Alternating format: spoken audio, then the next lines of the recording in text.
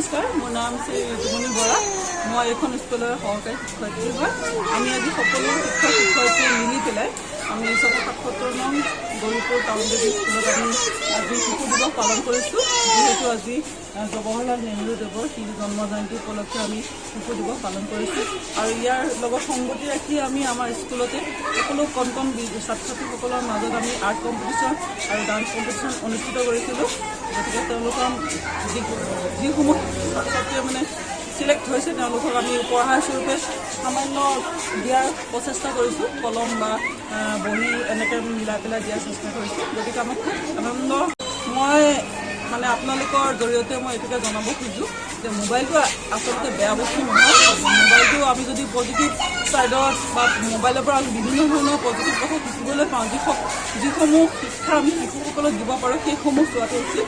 আৰু মোবাইলৰ পৰা বিভিন্ন ধৰণৰ নিগেটিভ আমি ছাইডো দেখিবলৈ পাওঁ। গতিকে নিগেটিভ ছাইডটো যাতে তেওঁলোকে মানে নিজৰ শিশুসকলৰ মাজত বা নিজৰ মাজত এপ্লাই নকৰি পজিটিভ ছাইডটো গ্ৰহণ কৰে, তাকে আমি শিশুসকলে মিলি আহ্বান জনাইছোঁ।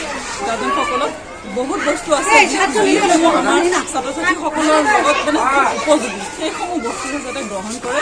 আমি নিগেটিভ ছাইডটো বাদ দিয়াটো অতি জৰুৰী, তাকে মই ক'ব খুজিছোঁ।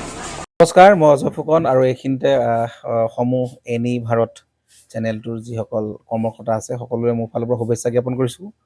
অসমৰ আচলতে সংবাদ জগতত নতুনকৈ আচলতে এটি আত্মপ্ৰকাশ ঘটিছে আমাৰ নিউজ চেনেল এনি ভাৰত, আৰু এনি ভাৰতৰ এটা খুব ধুনীয়া এটা অনুষ্ঠান হ'বলৈ গৈ আছে।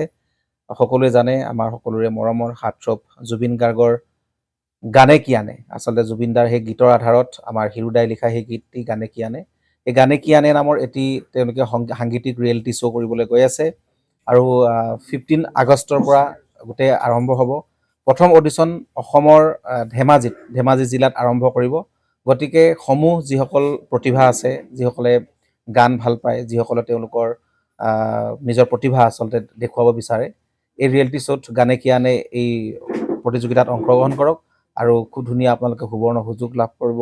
লগতে ইয়াতে পুৰস্কাৰ আছেই, বিভিন্ন ধৰণৰ উপহাৰো আপোনালোকে লাভ কৰিব আৰু লগতে এগৰাকী প্ৰতিষ্ঠিত আচলতে এগৰাকী শিল্পী হিচাপে অসমৰ সাংস্কৃতিক জগতত আপোনালোক প্ৰতিষ্ঠা লাভ কৰিব। গতিকে গোটেই অনুষ্ঠানটোলৈ মোৰ ফালৰ পৰা শুভকামনা থাকিল আৰু লগতে এই অনুষ্ঠানটোত আপোনালোকে অংশগ্ৰহণ কৰিব। আমিও আছোঁ আৰু সকলোকে আমি লগ পাম। ধন্যবাদ।